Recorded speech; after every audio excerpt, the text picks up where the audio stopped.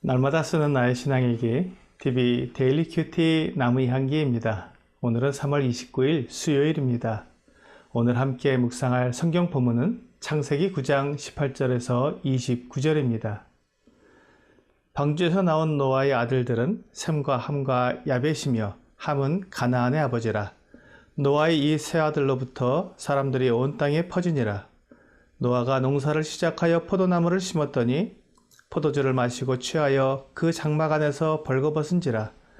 가나안의 아버지 함이 그의 아버지의 하체를 보고 밖으로 나가서 그의 두 형제에게 알림해 셈과 야벳이 옷을 가져다가 자기들의 어깨에 메고 뒷걸음쳐 들어가서 그들의 아버지의 하체를 덮었으며 그들이 얼굴을 돌이키고 그들의 아버지의 하체를 보지 아니하였더라. 노아가 술이 깨어 그의 작은 아들이 자기에게 행한 일을 알고 이에 이르되 가나안은 저주를 받아 그의 형제의 종들의 종이 되기를 원하노라 하고 또 이르되 셈의 하나님 여호와를 찬송하리로다. 가나안은 셈의 종이 되고 하나님이 야벳을 창대하게 하사 셈의 장막에 거하게 하시고 가나안은 그의 종이 되게 하시기를 원하노라 하였더라. 홍수 후에 노아가 350년을 살았고 그의 나이가 950세가 되어 죽었더라. 오늘 본문은 노아의 실수와 그 아들들의 행동에 대한 내용을 다루고 있습니다. 오늘 본문에서 노아가 포도 농사를 지었고 또한 함의 아들인 가나안에 대해 말하고 있는 것으로 보아 방주에서 나온 후 시간이 많이 흐른 때인 것으로 보입니다. 가나안은 함의 네 아들 중 막내 아들입니다. 창세기 10장 1절은 노아의 아들 셈과 함과 야벳의 족보는 이러하니라. 홍수 후에 그들이 아들들을 낳았으니 라고 말씀하고 있기 때문에 함이 네 아들을 낳기까지 꽤 많은 시간이 흘렀을 것입니다. 성경은 노아와 그 아들들이 방주에서 나온 후에 그 아들들에 의해 사람들이 온 땅에 퍼졌다고 말씀하고 있습니다. 인류의 기원은 아담과 하와이지만 그 후에 노아와 그 가족을 제외하고 모든 사람을 홍수로 심판하셨기 때문에 노아의 아들들이 새로운 인류의 시작이 되었습니다.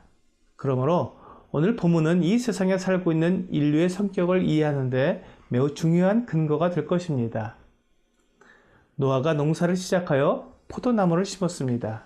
그리고 포도주를 마시고 취하여 장막 안에서 벌거벗은 채 잠이 들었습니다.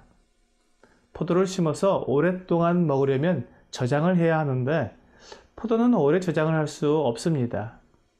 그래서 포도를 저장하기 위해 포도를 으깨서 즙으로 만들어 발효시키는 방법을 사용하는 것입니다.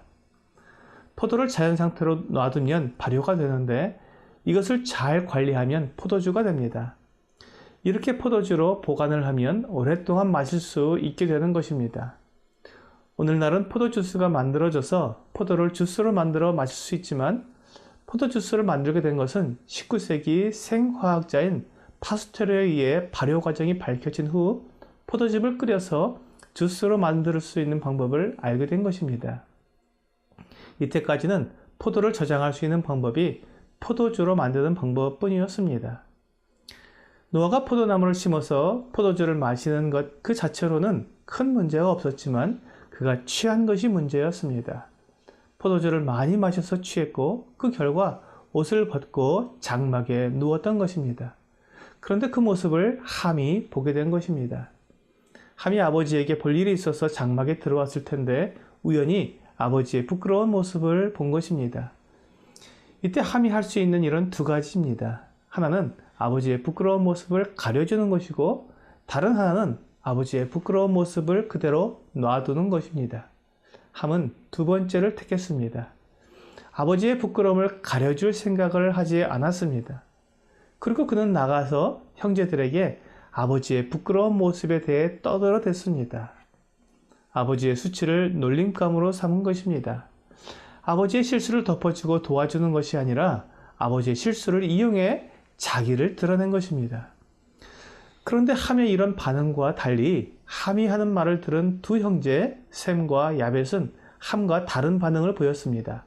그들은 아버지의 실수와 수치를 가려준 것입니다. 그들이 옷을 가져다가 아버지의 수치를 보지 않기 위해 뒷걸음으로 들어가서 아버지를 덮어주었습니다. 노아의 세 아들들 중 두 아들들은 아버지를 공경하고 그 실수를 덮었지만 함은 그렇게 하지 않았습니다.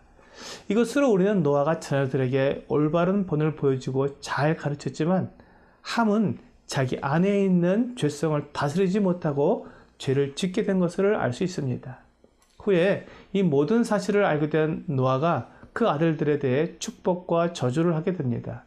셈과 야벳에게는 축복을 하지만 함에게는 저주를 합니다. 특히 그의 막내 아들 가나안에게 저주를 하는 것을 보게 됩니다. 함은 아버지를 무시하고 조롱함으로 자기 아들이 저주를 받게 되었습니다. 아버지로서 자기 자녀가 저주를 받고 고통을 받게 되는 것처럼 괴로운 일이 없을 것입니다. 함은 자기 안에 있는 죄를 다스리지 못했기 때문에 저주를 받았습니다. 이것은 우리가 앞에서 살펴본 가인이 한 행동과 매우 비슷하다는 것을 보게 됩니다. 가인도 자기 안에 있는 죄를 다스리지 못해서 동생 아벨을 죽이고 저주를 받아 땅에서 방황하는 자가 되었습니다.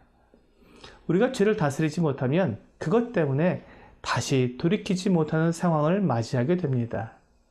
노아의 이 축복과 저주는 온 땅으로 퍼져나간 노아의 세 아들들의 후손이 그대로 감당할 축복과 저주가 되었습니다. 하나님께서 노아의 이 축복과 저주를 그대로 이루어 주었습니다. 하나님은 가정에서 아버지의 권위를 인정해 주십니다. 또한 국가에서 지도자의 권위를 인정해 주십니다. 그렇게 되어야 인류의 사회가 유지되기 때문입니다. 가정이나 교회나 사회에서 질서가 지켜지고 권위에 대한 순종과 존경이 이루어지기를 하나님은 원하십니다. 최근 민주주의 또 평등주의가 인기를 얻으면서 하나님께서 세우신 질서를 무시하고 모두가 동등하다는 주장을 하는 사람들이 있습니다. 남편과 아내가 동등하다고 주장하고 나라의 지도자와 백성이 동등하다고 주장하는 것입니다. 물론 이렇게 말하는 이유는 알지만 그러나 하나님이 세우신 질서를 무너뜨리고 무조건 동등하다고 주장하는 것은 이 세상을 만드신 하나님의 뜻과 맞지 않습니다. 하나님은 위에 있는 권세들에게 복종하라고 말씀하십니다. 또한 젊은이들은 장로들에게 복종하라고 말씀하십니다. 또한 아내들은 남편에게 복종하라고 말씀하십니다. 이렇게 질서가 바로 잡힐 때 그 안에 사랑과 인정과 평화가 이루어지는 것입니다. 오늘의 적용 질문을 보겠습니다. 나는 다른 사람의 실수에 대해 어떻게 반응합니까? 죄는 드러내서 치리를 해야 하지만 실수는 덮어주고 가려주고 용납해 주어야 합니다.